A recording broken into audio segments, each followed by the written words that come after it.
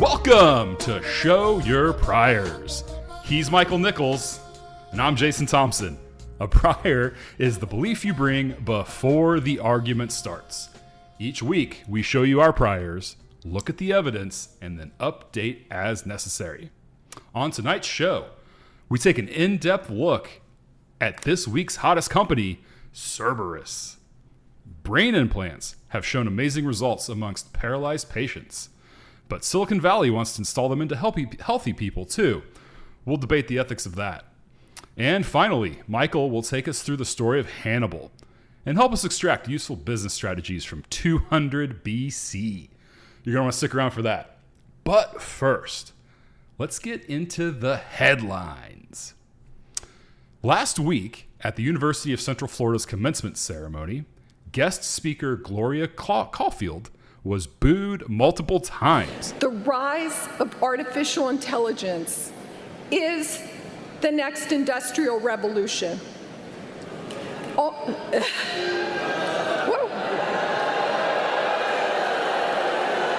What happened? Okay. Only a few years ago, AI was not a factor in our lives.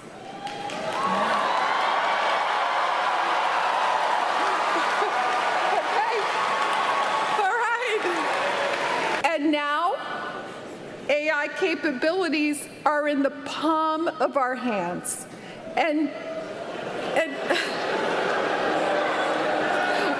oh, I love it. Michael, what does this tell us about the broader perception of AI? Does it surprise you to see this coming from a younger generation? Well, younger generation, what's the percentage of that generation that goes to university? So the sample is young kids graduating from university, right? Mm-hmm. UCF, I think it was. Yep. So those are, it's educated people. If I remember correctly, it's like 20-30% of the population. So does it represent everyone out there? I don't know, but it is interesting. She thought, at least when you're watching the clip, that saying AI would be the next industrial revolution, that would be somehow insightful, maybe get a few cheers. What she probably didn't expect was the boo birds. But why are they booing? This is something that's interesting. I think we've talked about it quite a bit. Mm-hmm. I think it's because the marketing by the foundation labs absolutely sucks. So if you wanted to enthuse the young generation, the way to not do that is say, there will be no jobs for you when you graduate from university. Now, have they said that directly? No, but they're always hinting at it. Anthropic releases a new research report every week. All the jobs that are threatened, not every week, but here are all the jobs that could be taken by AI. So they're in this game of trying to pitch to their investors, look how much productivity, cash we're going to be able to produce as a company. At the same time, this is what they should be thinking long term. Well, who's going to buy it if you're creating a political firestorm backwards? So this is made for young people and politicians who want to attract them. Think of maybe AOC or a Bernie, right? And you want these people to get out the vote. They typically dominate on U.S. campuses anyway. So this marketing is leading to this kind of backlash. At least that would be my impression. You see it on X too, this sort of tech bro marketing. I don't know what marketing book they've ever read or why they think that telling people they're going to be displaced is going to be a popular message.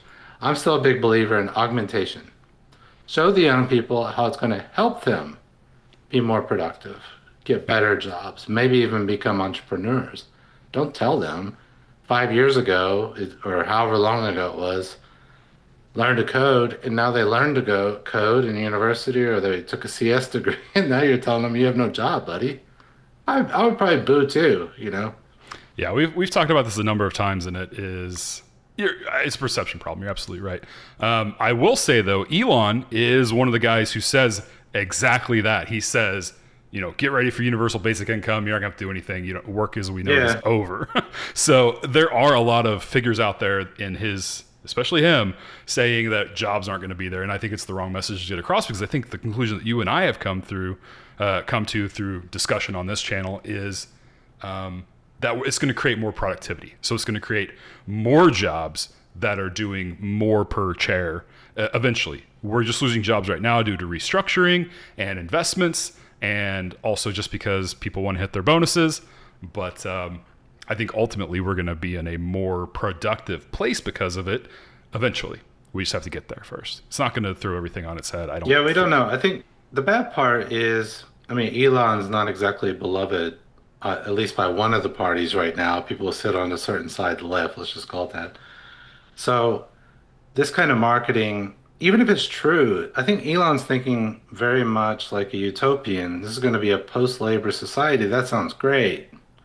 But not if you need a job in the next 3 months as a graduate, right? So it's made for populism. And the bad thing about populism is it's going to focus on the bad parts of AI.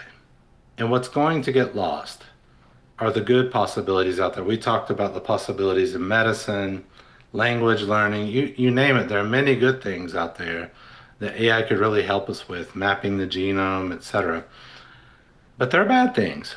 And one of the, again, back to my initial episode on fatal abstractions, AI is one because it's not even clear what people actually mean by it when they're talking. And I would really like to do some research with those young people. What do they have in their heads when they hear the word AI?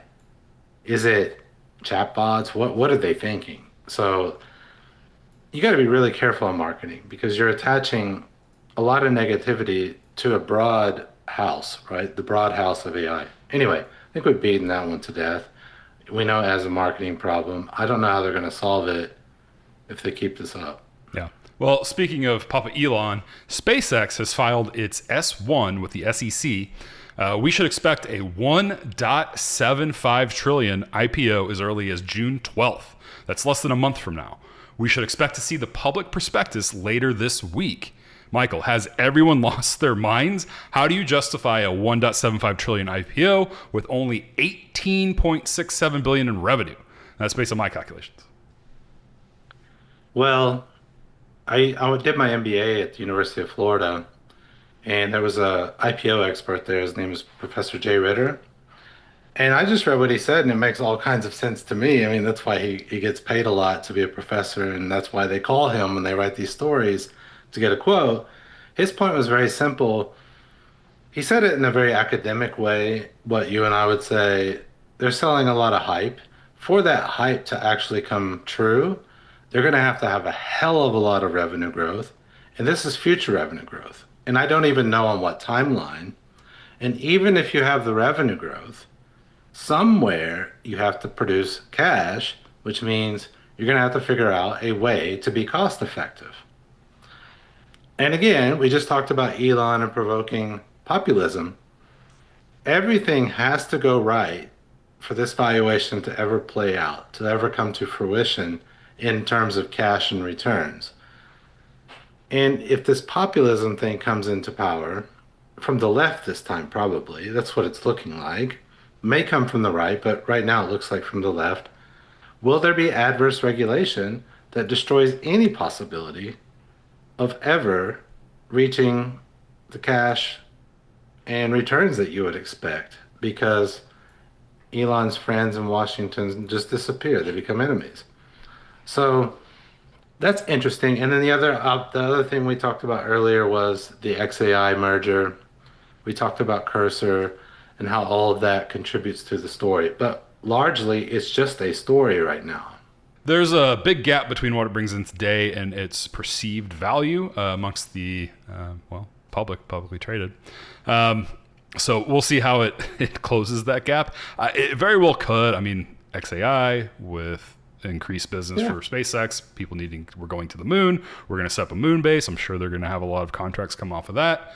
We'll see what happens. Part of me does wonder, however, so Saudi Arabia's Aramco, they IPO'd at 1.7 trillion back in 2019. So kind of wonder if that 7.5 was just so that Elon could be the biggest IPO in history.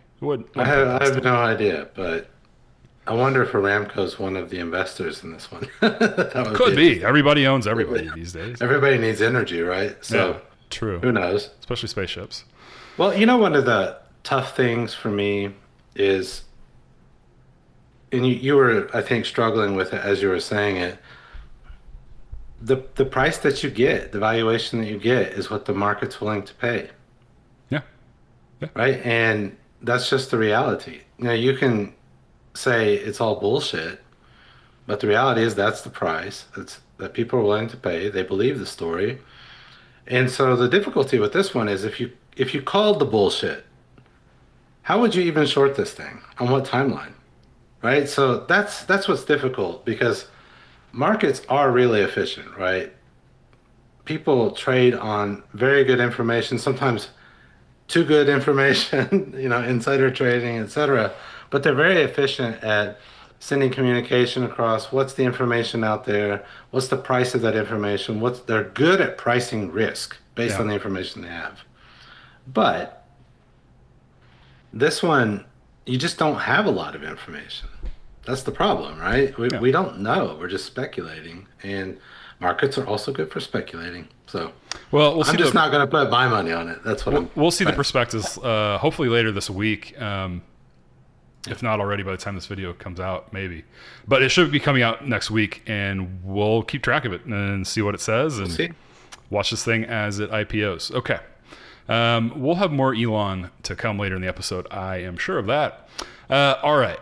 It is reported that OpenAI is considering a breach of contract lawsuit against Apple over the ChatGPT/Siri integration, claiming the feature has been buried in the interface and revenue is nowhere near their projections.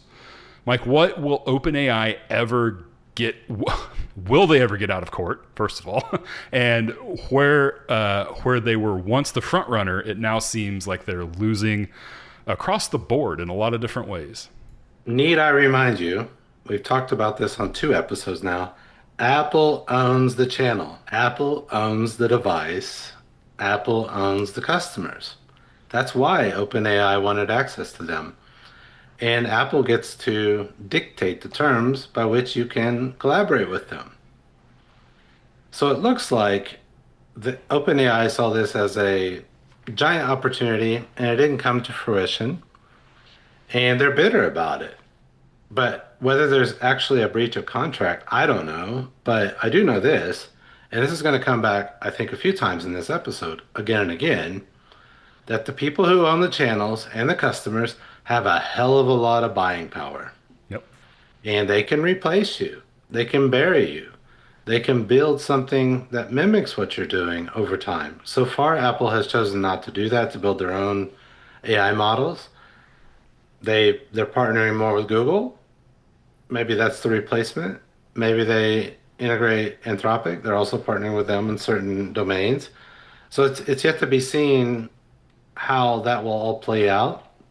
But yeah, OpenAI has its own problems with Microsoft. We're going to see that probably later. Microsoft in another context with a different company. But Microsoft's another one of those players. They own the ecosystem in the channel. So it's not that OpenAI is some innocent lamb here. They're just I think bitter that they've realized the good times are over. There's that Merle Haggard song, right? The good time are the good times really over for good? It looks like it for OpenAI. I would just say to Sam Altman and company, welcome to the real world of business. Yeah. This is going to be old hat for Apple. They have been sued countless times, usually dealing with the App Store. But still that same customer channel principle. They've been sued on those grounds a lot by different companies trying to capitalize. Spotify is a really good example. So this is just old hat to them, and their lawyers have been down this road many, many times. So I'm sure they're not too worried about it, maybe a little bit, but yeah, I think you're right. I think it's just ChatGPT or OpenAI trying to maximize what they can, where they can, and think about it if you're Apple. They don't want to. But think about it if you're Apple. You can price in those lawsuits that you might lose. That's true. That's true. Right? Like, hey, we lost the one to Spotify in the EU. That was probably multiple billions, right? Yeah. Okay. We still own the channel. Yeah, I mean, that's why. I mean, they factor in lobbying dollars, right? Like, if it cost you $300 million to lobby for something that was going to cost you $301 million, you're still going to lobby for it. Like, it's the same. Yes. Same principle. All right, and speaking of Microsoft here, 6 months after rolling Claude Code out to thousands of internal developers, Microsoft is pulling the plug by June 30th and moving everyone to GitHub Copilot CLI. EVP Rajesh Jha cited toolchain unification as the reason, but the underlying tension is hard to miss. Mike, it seems as we approach frontier model IPOs that there's a chessboard being subtly put into position. What's the 4D chess strategy here from Microsoft? Is it the opposite of what Apple's doing?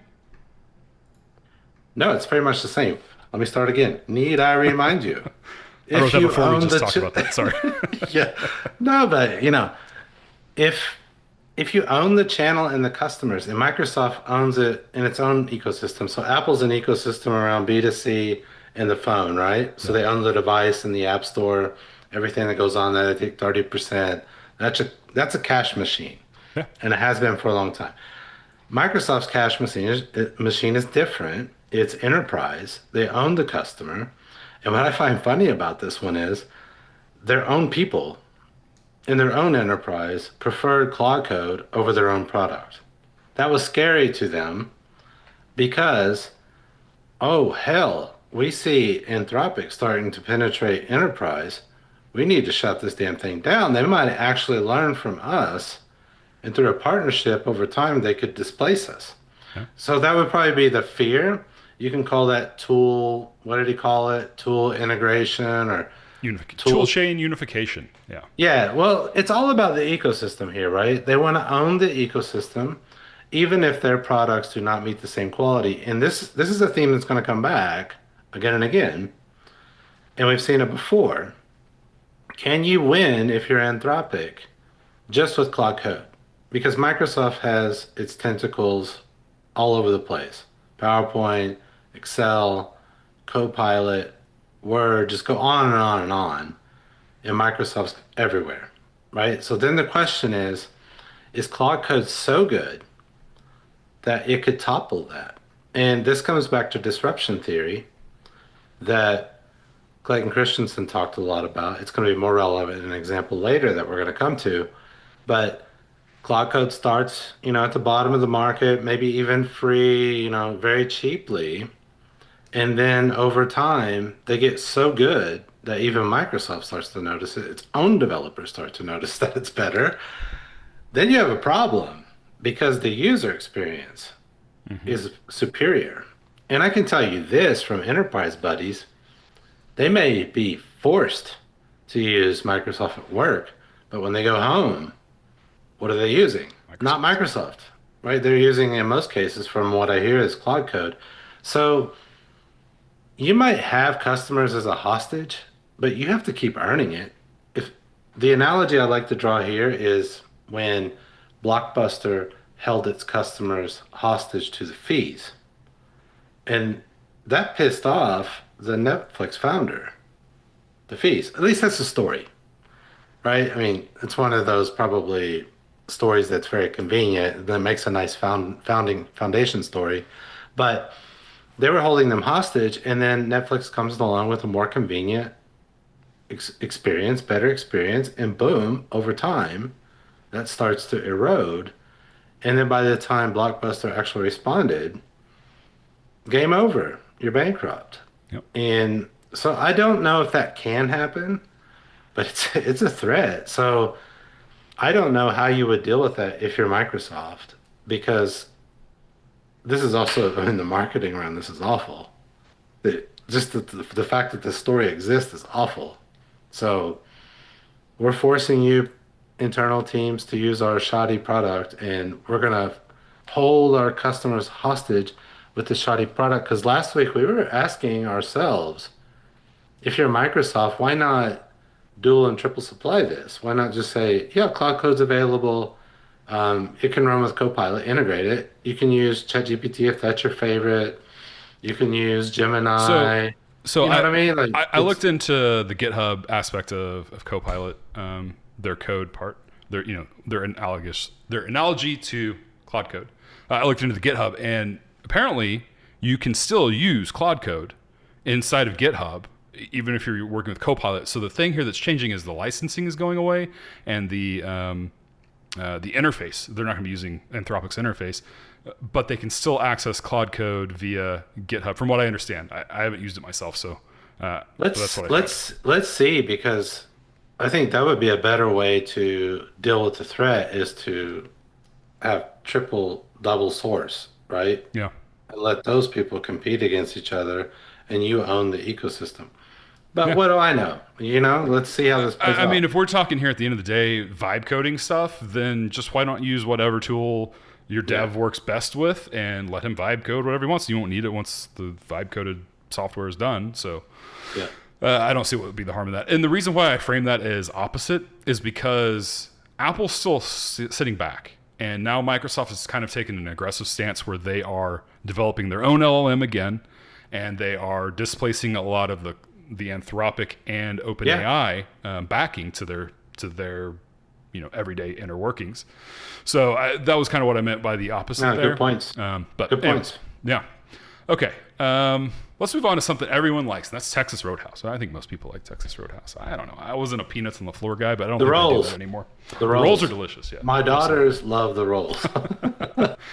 It's kind of like when I remember when you could first get Red Lobster's, like cheddar rolls at home. Yeah, cheddar biscuits at home. Oh. Okay.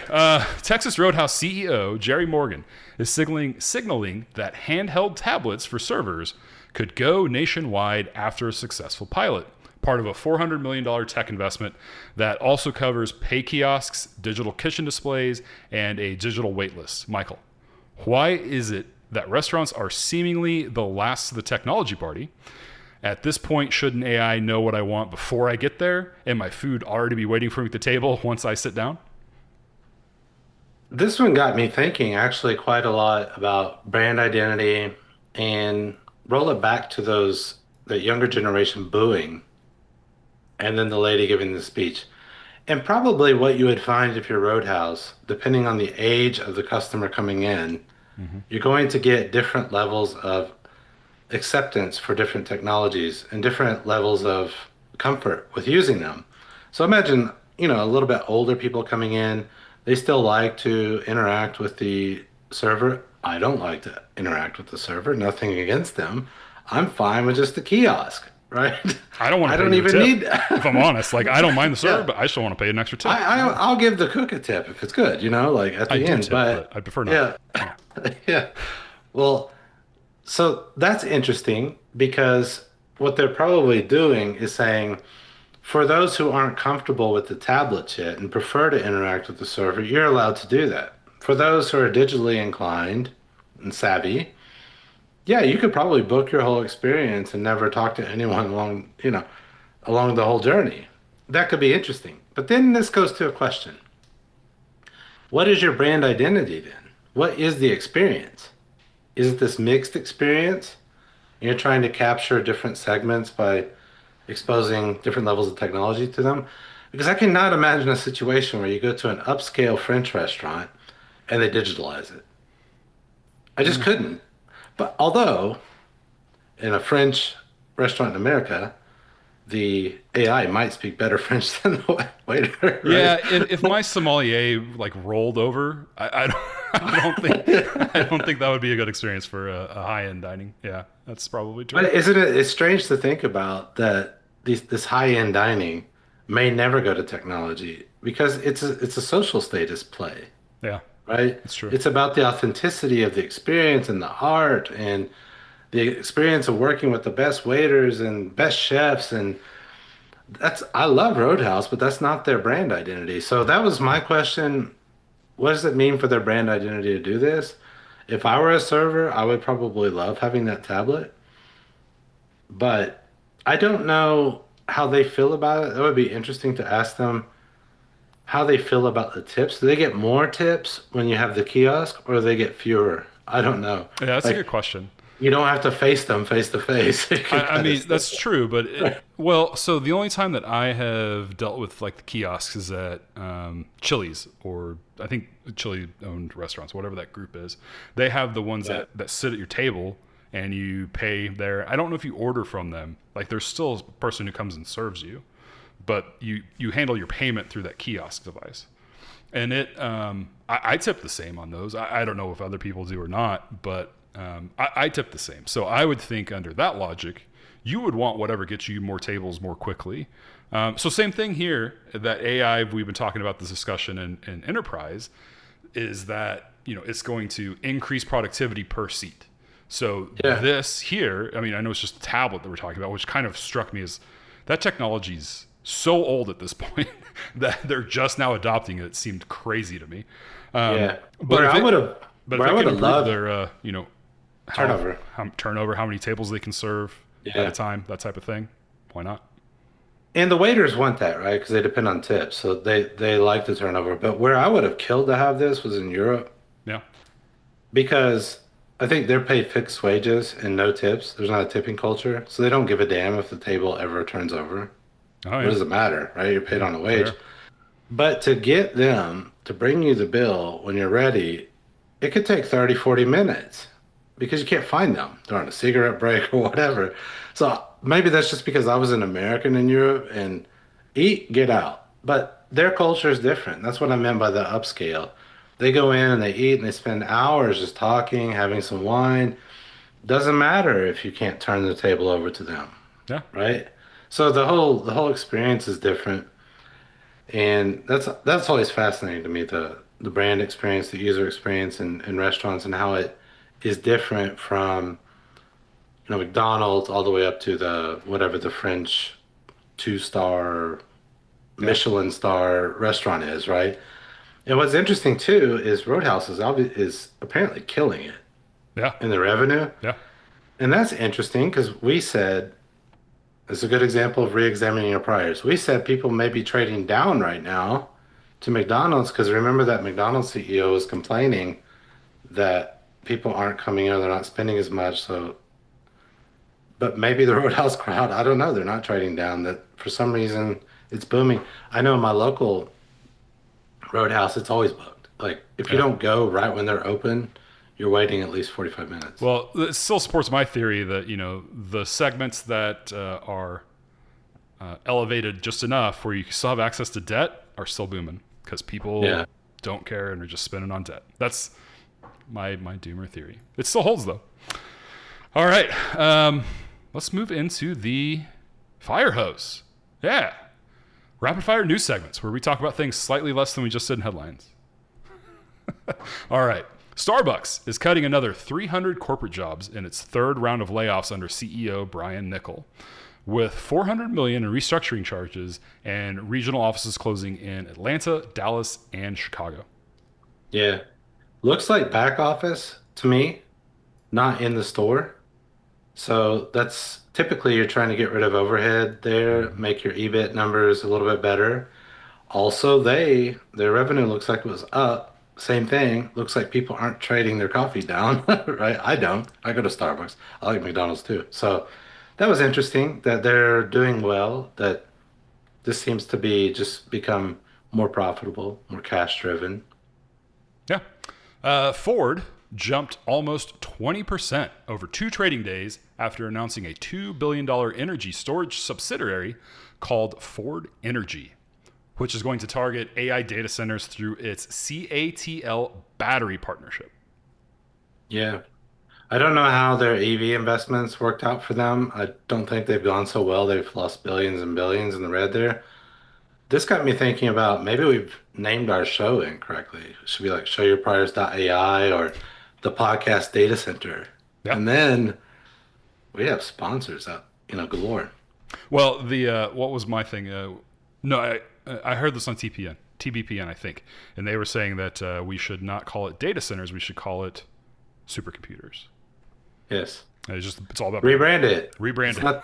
It's not the NKVD anymore. It's the KGB, and now it's the FSB. No one hates supercomputers. So I looked into this a little bit, and there's a lot of talk of this being a meme stock at the moment because now Ford has. Can you tell people what you mean by a meme stock?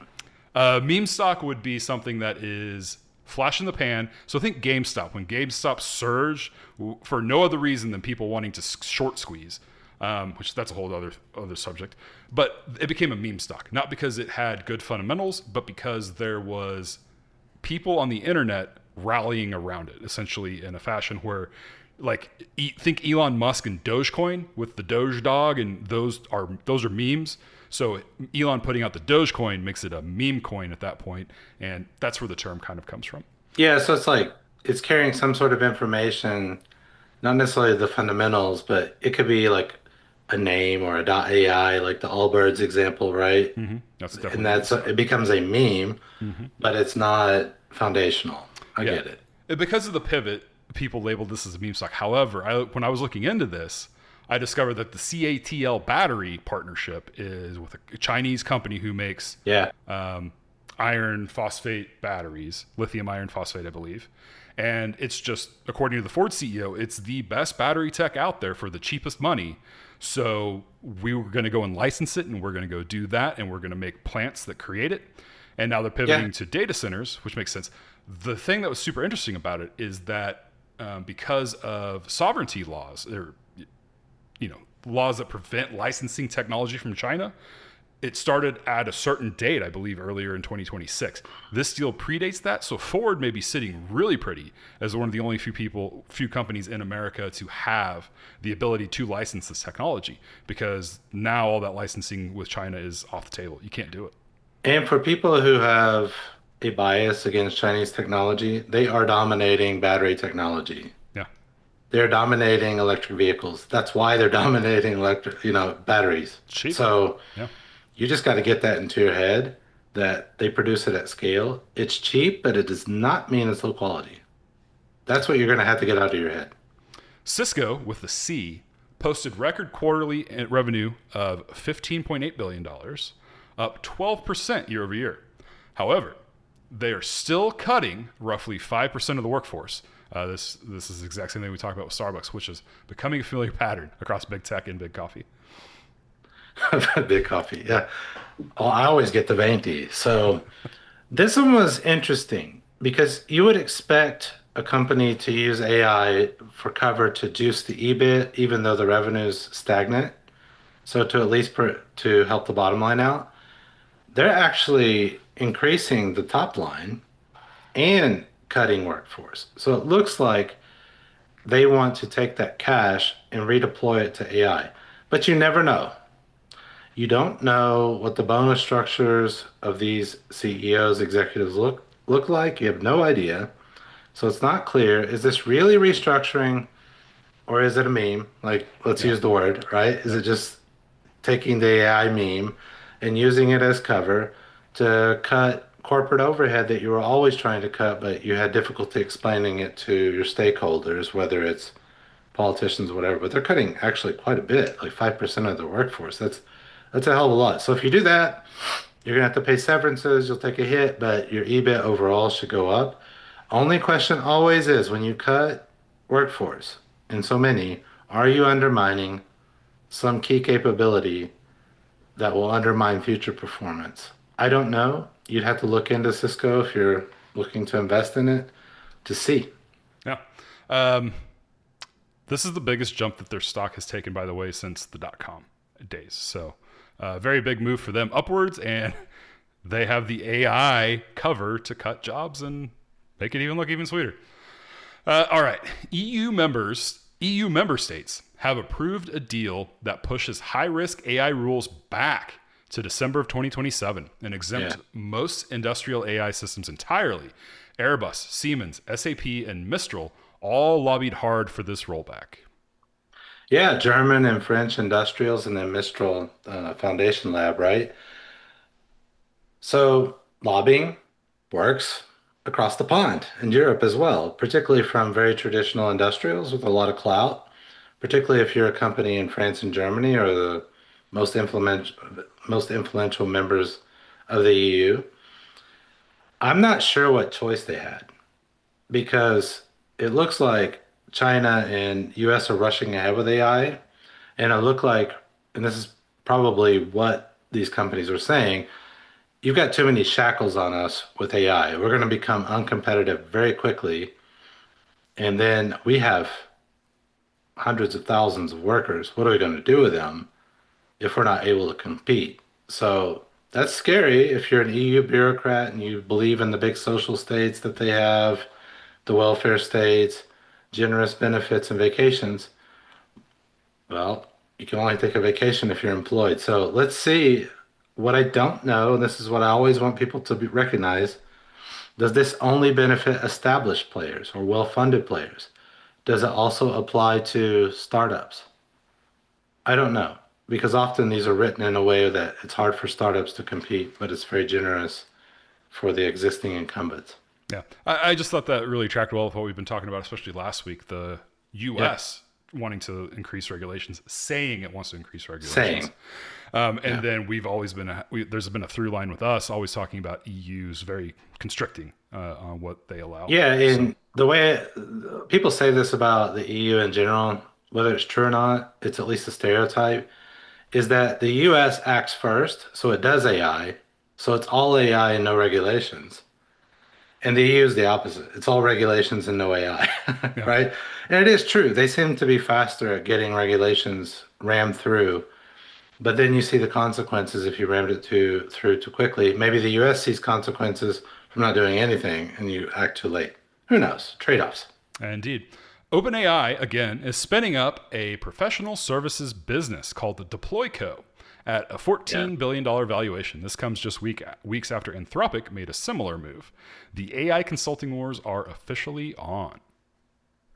We talked about this in previous episodes that foundation models should be a horizontal token platform, so they sell into verticals. But we've seen that Anthropic, they advertise for positions like solutions architect where they build vertically. Now, their idea is not necessarily become a vertical company.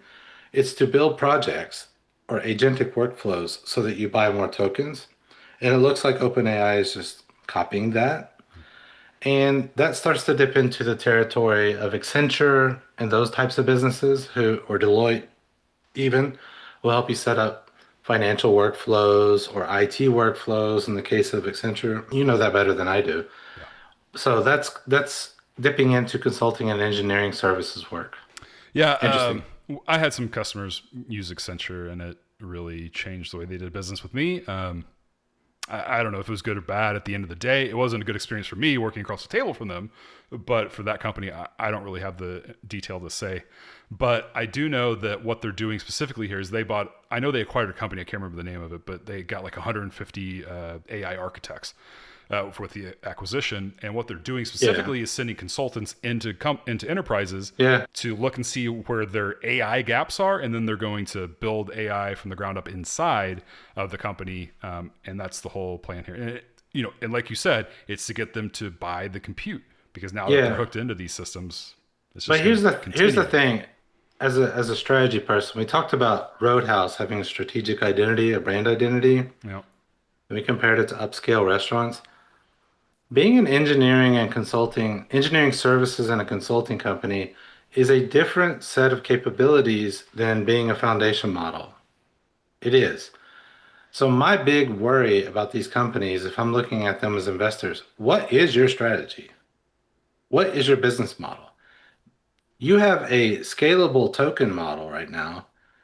These businesses where you build services and consulting, they're by definition not scalable. They're project businesses, which means how your project looks at company X will be different from how it looks at Y. They have different systems, different workflows, different processes. That's very hard to scale. So you're going to need a lot of people to do that. And it's a learning process every time. That's why it's a services business. They just don't scale very well. It's profitable, right? Those businesses are really profitable. They're just not scalable. So which one are you going for? And there's a conflict there, in the strategy, and maybe they'll be able to walk the tightrope and balance it out and do both. But I would be concerned if I were looking at them that you have what could potentially be an incoherent strategy over time. It all goes back to what I think it was episode 1. We talked about the Google Yahoo comparison, and Google Cheesecake Factory. Deep and narrow and deep. Yeah. Okay, so, all right. Anthropic just launched a small business product with 15 ready-to-run agentic workflows and connectors to many popular small business applications. They're also running a free 10 cities training tour to support it. This is specifically targeting small businesses, and I wonder if in a week or two from now, we have news that OpenAI launched the same type of small business program. Yeah, I mean, that would make you think there is no strategy. That you're literally just throwing shit at the wall to see what sticks. They've got a lot of revenue to make up their evaluation gap, right? Well, there's that, and they have a big war chest, which allows you to do all these experiments. I am not against experimenting, but at some point, I want to see some strategic coherence in the business model. Now, SMB, small, medium-sized businesses, sometimes you'll hear SME, small, medium-sized enterprises. That is a huge market. But the thing is, it's fragmented. Those are service businesses. Those could be mom and pop shops. They could be from 10 million revenue up to 100 million, up to a billion, depending on how you segment the market or what you mean by those definitions.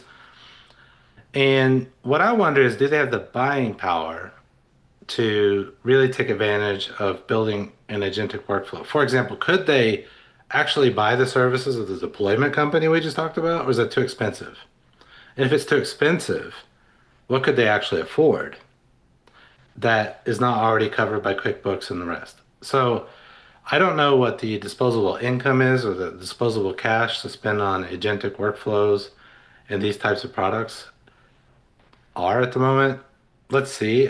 But it is a very interesting place to look for innovation. I know a lot of PE firms, because when I was in M&A, you would look at this, they're buying up a lot of these SMBs. Yeah. So that might be an interesting, they're trying to roll them up and create something more scalable because they're fragmented. Yeah. That could be an interesting play. That goes right into the same thing. You know, we were just talking about the AI consulting. They're backed by private equity firms, banks, and they have a lot of companies rolled up in that where they're just, you know, they have the sales channel already built because of their investors. Same thing probably here because the Anthropic has the same deal with private equity on that, on their, so I don't know. It's very interesting to see they're just going super wide on everything. It's crazy.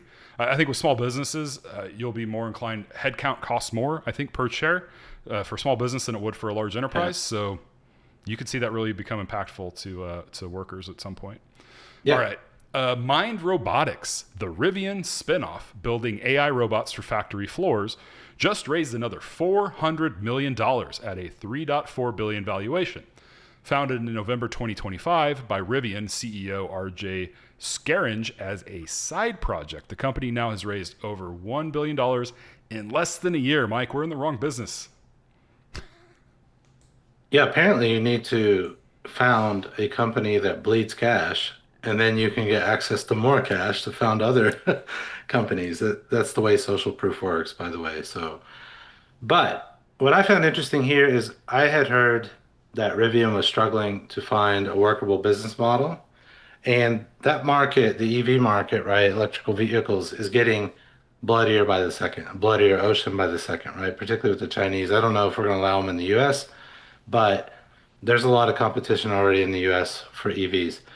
And it looks like they got good at something in their factories. And we talked about how Amazon last week got good at AWS, the back end, and then they got good at logistics, and they spun those out, not spinning them out, but they created new divisions out of those, new business models, taking advantage of capabilities they had built over time.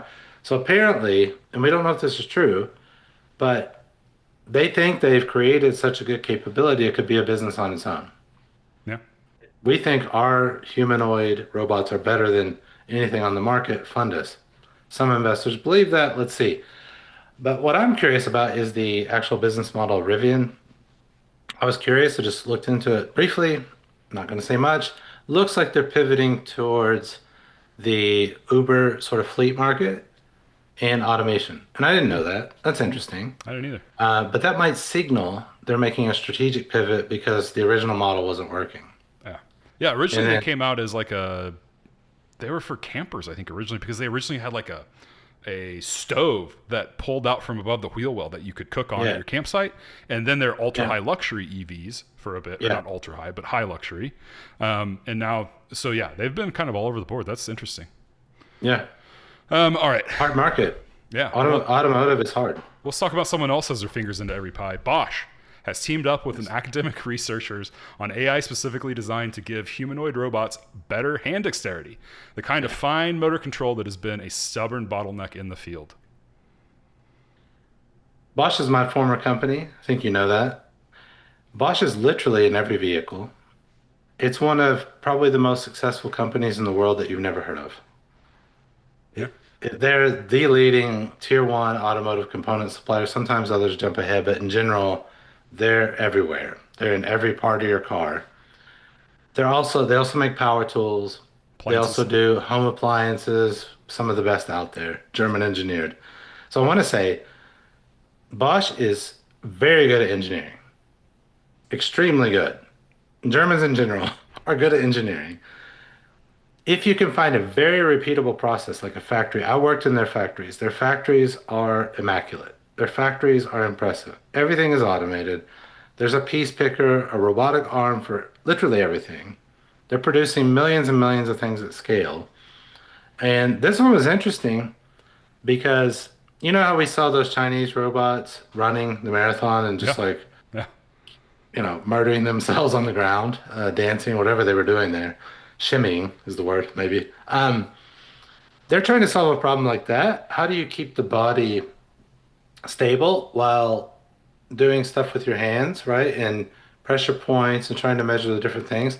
Bosch is probably one of the leading companies at sensing. They're very expensive, but they're very good. So they have really good sensing technology. And if you have the really good sensing technology and you put the right intelligence behind it, this could be something interesting because there was that example a few weeks ago we looked at with Siemens introducing humanoid robots. They did a pilot and the success rate was like 80-90%. And I just wondered in that, do they drop things because they don't know, they don't have the proper sensing on it? That's something Bosch maybe could solve. Yeah. But is it a Bosch business or is this a capability that you spin out to someone else? So we just talked about spin outs, right? So this could be something that they license to someone else or even sell outright. I don't know. Interesting. Interesting. We'll keep an eye on that, see how it develops. A reference to something called Gemini Omni surfaced in the Gemini app on May 2nd, and the actual video clips then leaked from user accounts starting on May 11th, with Google I/O happening next week. That's their big yearly conference. The open question is whether Omni is a VO rebrand, which is Google's video creation model, a new unified model, or something else entirely. Yeah, does it earn its name as Omni? Does it do everything? So, or is it going to be more about video, or is it going to be multimedia? And I'm waiting for that. I'm wondering if one of these models won't just specialize on one of the media and go directly for multimedia. I don't know. I think a lot of people use Gemini that way already. Like, hey, make me a visual. Next will be make me a video. Yeah. And so I know Grok's looking deeply at video, and I just wonder where Gemini's going with this. We'll see. Is it Omni or specialized? Yeah, I mean, Omni channel would lead to you thinking it does everything. I don't know. Yeah. What some of the rumors I've heard are that it will be for video editing. Even you can put video in and have it edit it, add objects, take objects out, that type of thing. A lot of the stuff that we can do with images already pretty easily. Let's use but not it. with video. Let's use it on the show. I You can would tell love everybody. to automate the editing process as soon as I can. All right.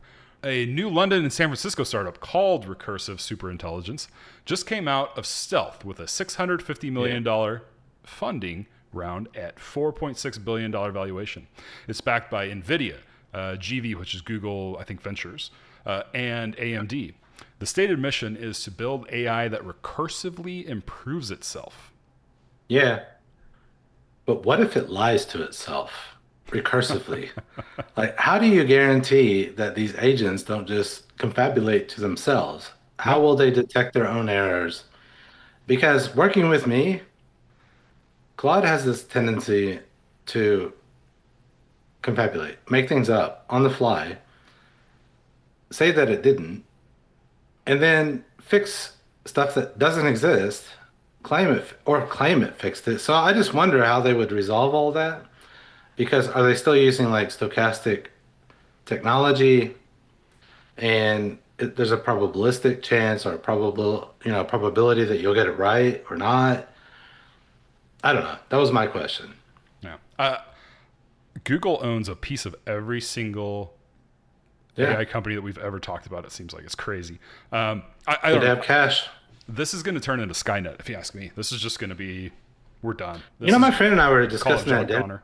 We were discussing that at dinner. One of the things I've seen some papers out there that were interesting or articles that the first experiences of multi-agent systems and ecosystems, they fight each other. Now, why would they do that?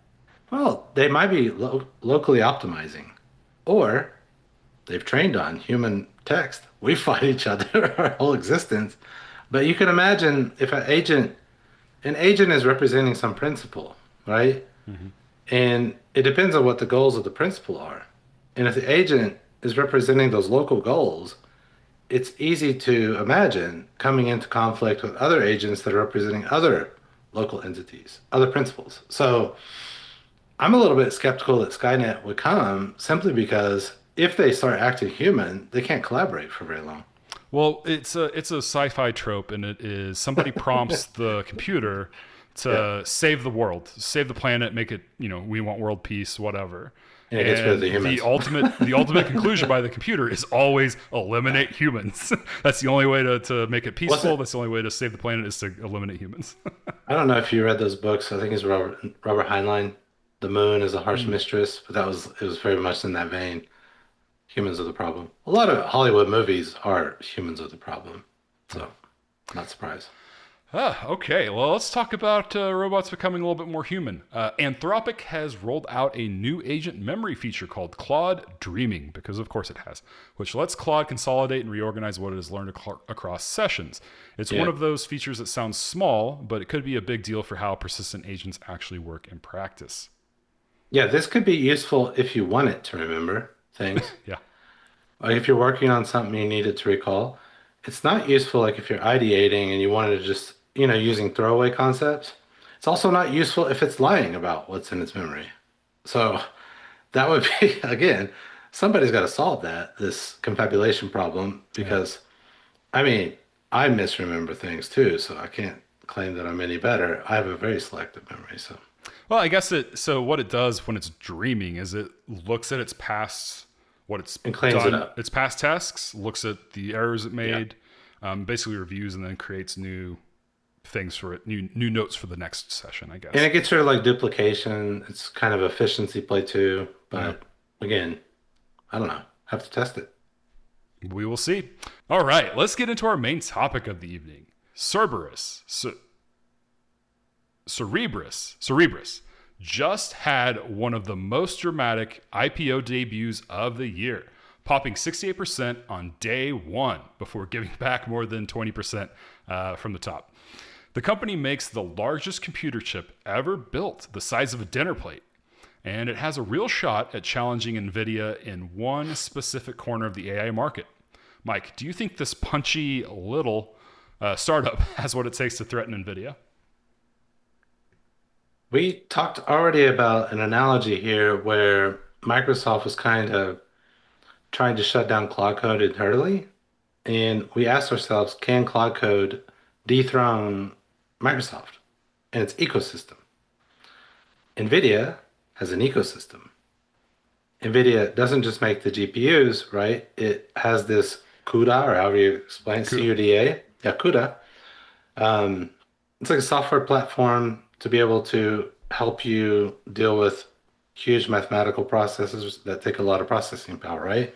And so that's where they've had that around for, I don't know, 20 years now. And that's deeply embedded. So they're an ecosystem. And if you're going to be a startup and you're going to take down the ecosystem player, you better get that one thing that you do well right. So their big play, it seems like, with this wafer chip. I used to work in a Bosch factory where they make these chips, it's incredible. If you ever get the chance to go tour one of these, it's incredible what they're able to fit and how they do it onto a wafer. Just if you ever get the chance. Back to the point. The metric that they're using is inference speed. Their claim is basically they can 20x or whatever the number is 21x, 20x. So they're faster at inference. So here's the question. Does that metric matter for the ecosystem? Because if it's just one among many metrics, they can maybe even become a supplier, right? Or they can play a little part in the whole game. And this goes to what is the market actually? What is the definition of the market? Is it CUDA plus GPUs or is it just the wafers in the case of the startup? And do they have the right metric? Is it about speed or not? Presumably the speed translates into a lower total cost of ownership, right? So there's some sort of savings there. I think I read 30, 20%, 30%, something like that. So it reduces costs somehow too. Now the advantage that Nvidia, and this is similar with Microsoft, because you look at Microsoft and you say, why, how are they able to survive with the products they have? Well, they've been tested over and over in the corporate environment. They get along with IT. Every bug is known. So that's a huge value proposition. If you're the new guy that comes along trying to displace Microsoft, first bug, your game is over. Yeah? So you're competing against that history, that ecosystem. And so this is the question. When you come up against Nvidia and that Cuda, can you displace them with your one-trick pony of speed? I don't know. It's a good question. If that's the metric, that's dangerous for Nvidia, right? That it could be. So that would be a Christensen play. Like you come in at the lower end of the market, you're cheaper, you're faster, and eventually you start taking the customers of Nvidia. Looked like at first they were dependent on a couple UAE customers, but recently they signed a deal with OpenAI, Amazon, Meta. So they're diversifying their customer base. And if those guys are joining the party, looks like they're legit, what they're offering. What we don't know is what they're using it for. Will they use it to displace Nvidia or not? I don't know. I don't know the answer, but it's an interesting question. It's the second time this has come up, third time actually. Apple, Microsoft, and Nvidia. Can ecosystem players who own channels and customers be displaced by these one-trick ponies? It's an interesting topic to me, especially looking back at last week. We talked about NVIDIA 10x Corning's production to buy fiber optics. Yeah. And that's not just to put in the ground, that's to put between processors or GPUs. So it's interesting because they knew Cerebras already. It's like Professor X's, like he goes into Cerebras, right? That's what this is called. Okay. It's the brain, big brain. Yeah. So Cerebras. So yeah, they make the chips all in one piece where NVIDIA is right now, has a core, and they're copper lined together. And, with what we talked about last week with Corning, now they're going to be fiber lined together. So the latency goes way down. The energy just goes way down. However, I've known NVIDIA for a long time because I'm a computer gamer. I like playing computer games. I've done so for a long time, and I love computer hardware. And NVIDIA and AMD have had a back and forth. 1 year NVIDIA would come out with the next biggest card, and then AMD the next year, and then NVIDIA came with CUDA, and AMD can never really catch up again. But they've gone back and forth like that year after year, model after model. And so I wonder, this went up against NVIDIA's B200, which is their top of the line AI chip right now, or GPU right now. Who knows what the next thing that Jensen's going to come out with? It could be something that's also dinner plate size that is now fiber optic together, and it blows it away. Interesting thing that I learned about training data is that training AI doesn't really care about latency at all. It doesn't really matter. You're just sending a large amount of data at once, and it computates, and it doesn't matter if everything's communicating together at the same time or not. What does matter for latency is inference. And that's when you and I go talk to Claude and we're not training it. We are just asking it a question and it has to think linearly and get back to us quickly. That's all very latency dependent. So that's where Cerebras is going to shine. But I don't know. I wouldn't count Nvidia out of doing something very similar and maybe even in a better way. And you're right. Cuda is the reason that they've got the foothold that they do. And I don't know what goes in that software and why someone else can't come up with a Cuda-like, process that sits on top of everything. But it's been their gem. And as long as everyone's, Again, coding for it. If you've been there for 20 years, people know how to debug it. They're comfortable with it. And getting humans to change behavior is really hard. True. Just really hard. True. Well, a good thing that we're not going to be run by humans anymore, right? We're all Yeah, that's right. Post-labor society. So. We're heading there. I'm just glad that we have a more diverse playing field. That's something that we've been lacking lately. And I think everybody wins when we have a diverse playing field. We win on price. We win on competition. We win on quality. There's just no reason. Customers win.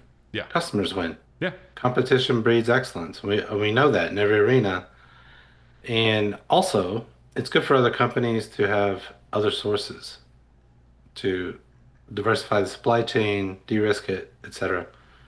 So for me, these cases are all interesting because I go back to my strategy stuff. And hey, when does an ecosystem win and when does it lose? Yeah. How could you actually take them down? And it goes to the heart of what the product actually is. And a lot of tech-focused people focus too much on the chip and not the ecosystem. So they focus on speed and whatever the metrics are around the hardware. And they forget, but there's Cuda. It's a package for a good reason. There's a reason they beat AMD. Oh, yeah. Yep. And so, and of course, when I was looking at startups, you look for that. Is there a hook that goes beyond just the hardware piece, right? Because hardware is a hard business to survive in. That ends up being, over time, a race to the bottom. As people learn to make the hardware, it becomes commodity. Yeah. So you need a huge technical advantage to hold off. I don't want to make it sound like AMD has just been beaten and gone because they're now in what people are calling, we have the Magnificent 7, but we might end up with the Magnificent 10, which would possibly include AMD. They're still a very large market cap company, and they're still right along with everyone else. Just Nvidia has leapfrogged everybody. But with a different business model. That was my point. Yeah. Yeah. Yeah. Very true. At the peak, when Cerebras was at $3.50 a share, that's 186x its revenue. So Nvidia at its peak, just for reference, traded at about 40x its revenue. So big disparity there, big hype right now. I don't know. I don't know if it's a good stock to buy right now because I'm not qualified to make recommendations there. It's too late. You should have bought it before it IPO'd, but you probably can't do that because you should have bought it in the process before the IPO. Yeah, you got to find out a way to buy the stock before it's available. It's a little bit too late. And you need to be institutional for that. What I had thought of is Professor X goes into Cerebro, not Cerebras. Yeah. Yeah. Okay. But it's all the same root. It's the same root word. Correct. Yeah. Yes. Cerebrum, Cerebras, Cerebral, Cerebro. All right. I just wanted to... Close to Cerberus. Cerberus had 3 Cerebra. I don't know. We'll probably get some hate in the comments for my pronunciation of all this, but that's okay. That's okay.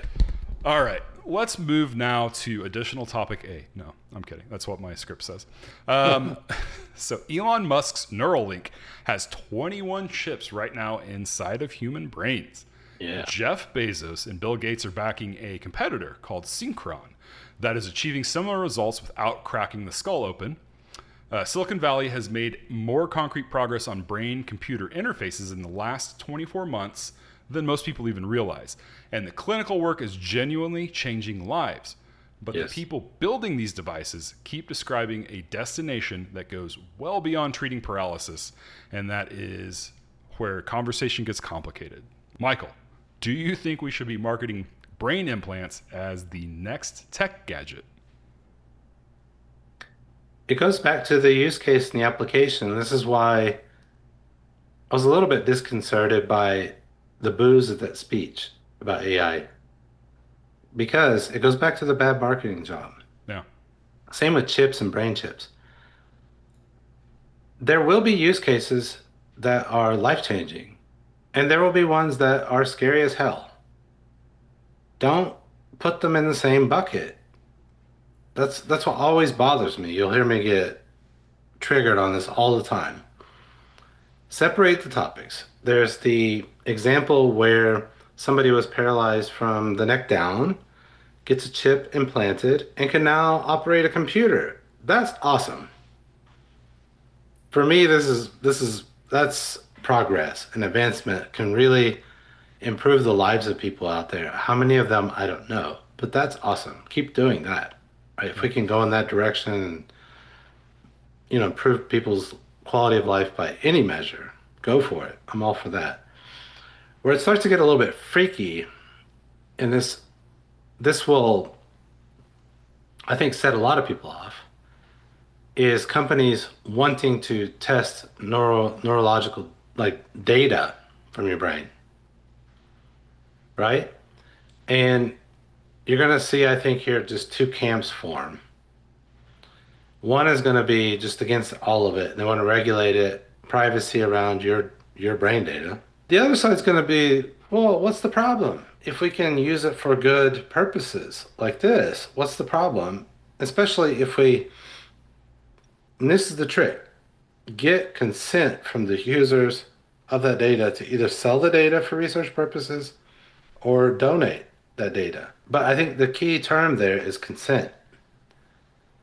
And then there's the purpose. What are you going to use that for? I don't think a lot of people would be okay with putting a chip in your brain to compel you to go buy products. Right? I think that's a sort of dystopia that people imagine.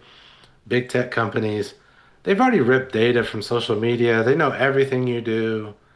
They know your preferences, etc.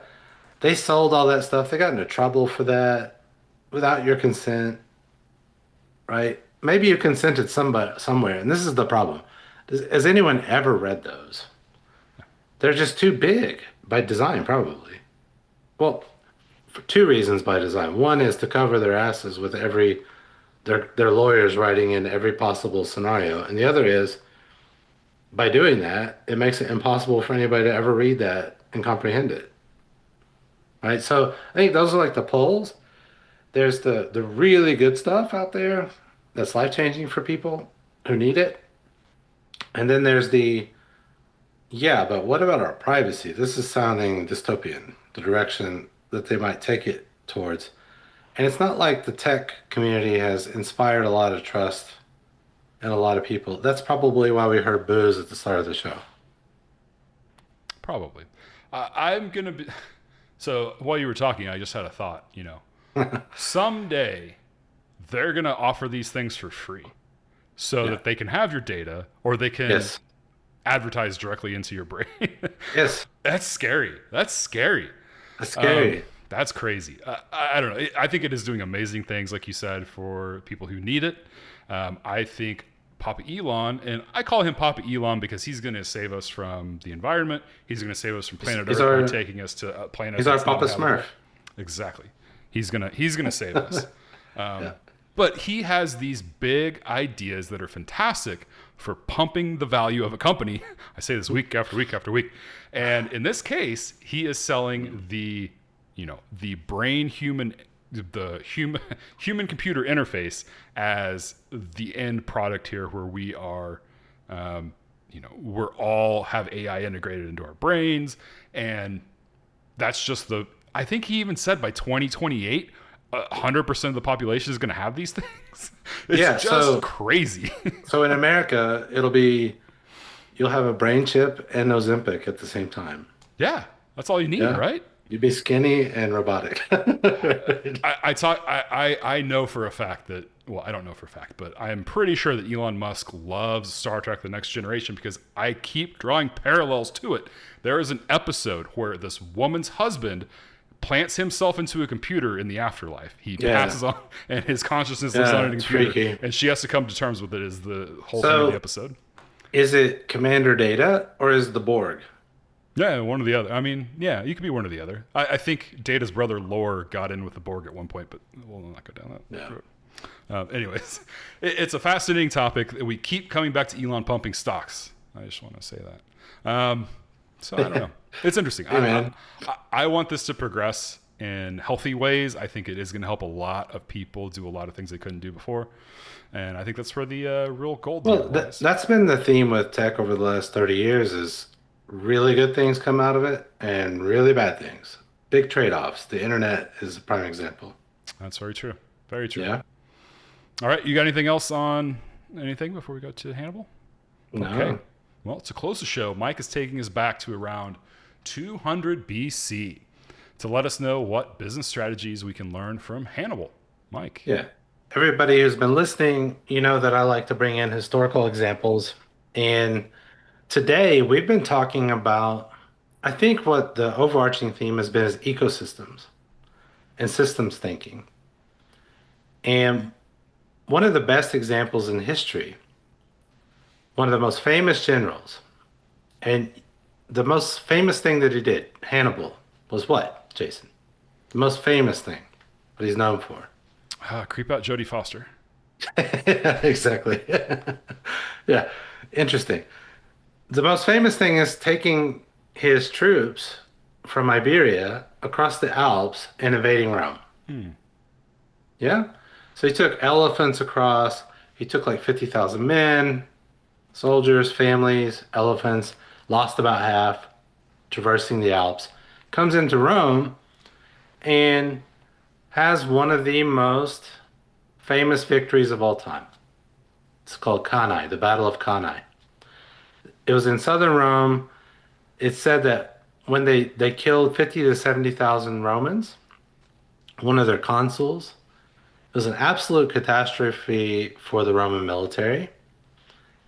And after that battle, let's talk briefly about the battle because it's one of the most studied battles of all time.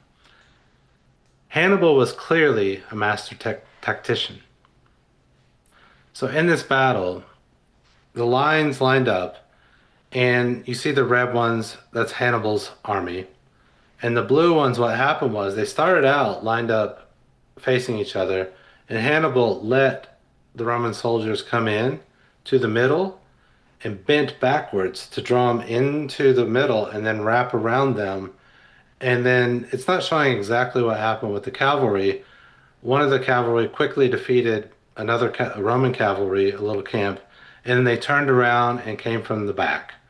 And when that happens in a battle, when you're encircled and from behind, you're done. Yeah. Huge disaster for Rome. And why this battle is so critical, and we're going to come back to this, is that Rome itself, Rome proper, was said to be within Hannibal's sights. And for some reason, he did not take Rome. He did not go to Rome, even though they were destroyed, they were in disarray, and probably could have taken it. That's the thought, that he probably could have taken it. In reality, because we don't have Carthaginian sources, there may have been very damn good reasons not to go to Rome. For one, he probably also lost men. He needed to gain allies in Italy to take on Rome. And Rome had a very robust system of alliances. And for Hannibal to be able to convince them to join him, these Italian cities like Capua, etc., they would have to take a massive risk that Rome doesn't actually rise again. So why do I bring this up? Master tactician, and people often mix this up with strategy.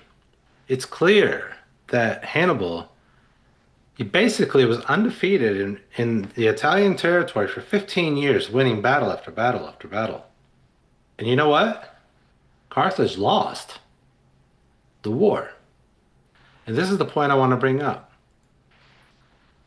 You might win on a product, on a release, a feature release, and lose the game. Right? We talked about it earlier. I'm going to bring these back as we're going through this, why this might happen and how you can start thinking about it as a system. Microsoft owns a system. Claude Code, think of Claude Code as like Hannibal coming across the Alps into Microsoft with Claude Code. And Microsoft's the Roman Empire says, oh, no, you don't. We have a bigger system to play with. And that system is going to overwhelm you. You won't win. Now let's get to that. What happened? Why is it that presumably the best general, even the Romans, this is interesting. If the Roman historians are telling you he was the best general of all time, he was an enemy, right? He must have been really good. But it also sets them up for the Romans to be the heroes with Scipio Africanus to come out and win, okay? What I want to go to is to the heart of the systems that we're fighting. Do you know anything about the Phoenicians, Jason? Did they finish the war? No, they did not finish the war.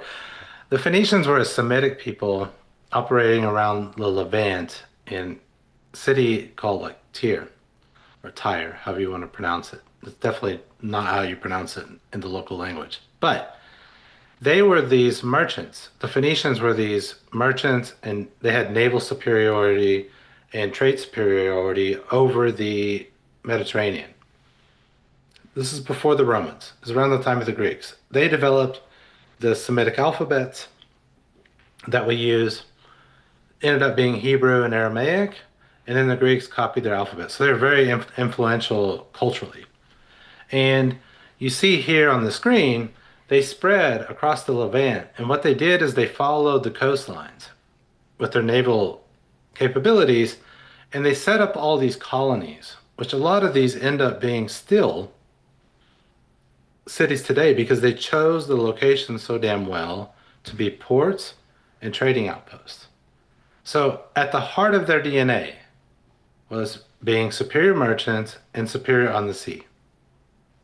And they had to get good at that because they were dealing with pirates, etc. And when they land on a piece of land, it's not like they're always friendly to you when you land.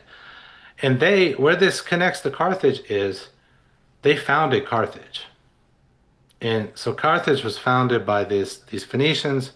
There's the famous story of Dido being the founder of the city. You can read about Dido in the story of Aeneas, right? The Aeneid, however you want to call it, by Virgil. And so there's a story there. So she was the founder, and they over time, start to develop this empire. But the empire is based on Phoenician capabilities, being a merchant, a coastal city. And what they did is you see those islands there, Sardinia, Sicily. They started to dominate parts of those islands. Why? Because they sat on their trade routes all the way out to what they used to call the Gates of Heracles, going out. You see where Spain meets Africa? They would go out and try to trade down the African coast as well. So, but what's interesting about these islands is that you could travel and never have to leave the seaboard, basically. You'd always see the shores. And that was critical to trade at the time because you didn't want to lose expensive cargo on open seas, right? So their whole method was staying close to the coast. They developed superior capabilities. They got really influential on these islands.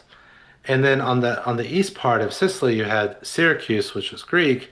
They never really captured that. And another thing you need to realize throughout this whole region, it wasn't the case that Carthaginians were just pure Carthaginians. There was intermarriage between Greeks and even Romans and Carthaginians and African tribes. And this ends up being an issue for Carthage in the end because some of their alliances that were traditional crumbled.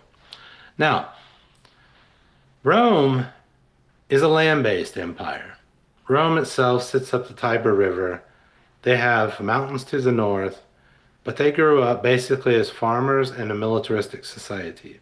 They did not have naval superiority, not till late. But at some point, Rome's ambitions start to grow, and you can see like Sicily is much closer to Rome, right, in the end. And they want to have also trade in this sphere of influence. And at some point, because Carthage was rising at the same time as Rome, they were bound to clash. And they clashed in the First Punic War, which you'll see on the next map. And what you're going to see is, you see the Carthaginian territory, and I told you about Syracuse being Greek, and then Rome, this is where Rome was when the First Punic War began. And what happened was, during this war, this is interesting, Rome could not beat the Carthaginians on the sea. And the way they used to fight, these ships would T-bone each other. They would ram each other. So the Carthaginians had grown up with this, and they were superior at it. They had to be superior merchant power, naval power. So they would T-bone the other side, ram them, and sink the ships. That's what they got good at. The Greeks were good at that too. The Romans were not good at that. They had land skills. That was their DNA, right? Land army, expanding on the land. So what the Romans did, this is interesting. An innovation, one of the innovations, and this is a system, remember, Romans developed something called the corvus or corvus in Latin. And what they did, this is incredible to me. They said, we're going to make a naval battle like a land battle. You know how we're going to do that? We're going to drop that corvus, this platform, onto your ship. And then it becomes a land battle on the sea. And during the First Punic War, this is what it looked like before that. The Carthaginians, their naval fleet was destroyed by Rome. They were not ready for that innovation. Because with that innovation came a completely different tactical game. Right? You just got to get close enough to those ships and then lower that platform and go on and slaughter them. So they changed the whole way that naval battles were fought. And then the result of this is a disaster. If you were Carthage, look what happened to the map. Rome imposed a very, very difficult treaty on Carthage. They took those islands that they were depending on. Now, this is a later map of the Second Punic War, but what you clearly see is Sardinia is gone, Corsica is gone, Sicily's gone. Okay, so then, and this leads up to where Hannibal's going into Italy. What happened was Carthage was left with nothing but to go to Iberia. So Iberia is Spain and Portugal, modern Spain and Portugal, and they start to develop that and colonize it and start their trading routes, and they're getting rich again.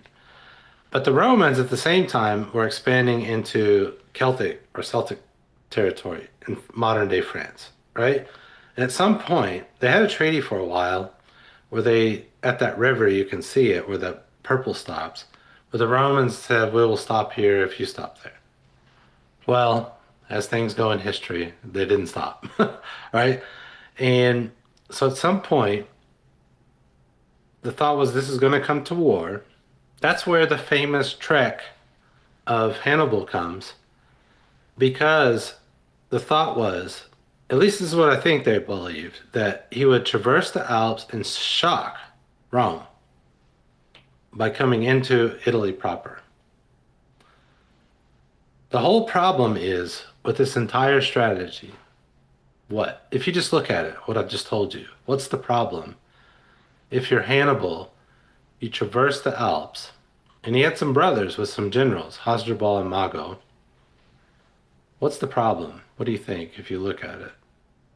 No clues also okay. I mean, I would just say the geography is not favorable. I mean, same thing. Yeah. Like you can't, we can't just invade Iran. It's a fortress. Yeah. It's a geographical fortress. So, and this is one of my friend's favorite topics. Geography in many ways is destiny.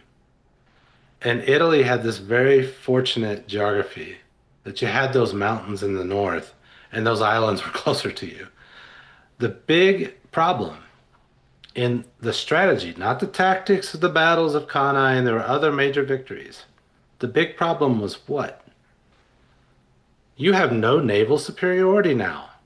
So if you need reinforcements, how will your reinforcements come to you? Also over the Alps, risking that? So one Roman person, I forget his name, he's called the Cunctator, which means the delayer. One of these long Roman names. His strategy against Hannibal, and he was hated for this, was to delay, stay away from Hannibal on the battlefield. Rome had something like 20 legions operating, but they would not engage Hannibal. And as long as Rome was not engaging, It was difficult for Hannibal to have a decisive victory. It was difficult for him to make alliances. And so the delay tactic meant Hannibal was just kind of stuck there for 15 years with the inability to get reinforcements. His brother went back to Carthage at some point, but then got distracted because what did Rome do? The Scipio family invaded Iberia while you were gone. Now you have a problem. Your base is getting attacked in New Carthage, which is today's Cartagena, by the way, right? That's where it comes from.